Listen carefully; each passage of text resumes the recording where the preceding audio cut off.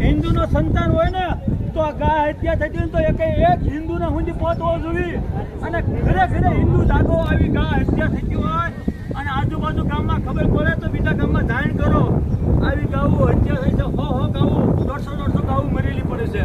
તો તાત્કાલિક આનો સરકાર નિર્ણય લાવે એ અમારી પ્રાર્થના છે અને આ ગા માતા મરી જાય એક નહીં એવી હજારો હો ગાવું મરેલી પડે છે આમાં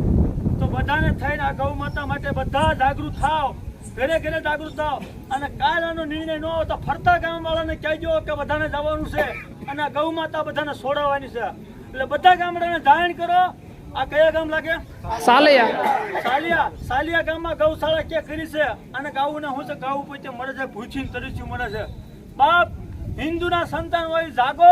જાગો અને ગૌ હત્યા જેટલી થઈ છે ગૌ માતા ધરતી પર નહીં રહે તો તમારું એક ભ્રષ્ટ થશે જેમ બીજા દેશની અંદર કોમવાદ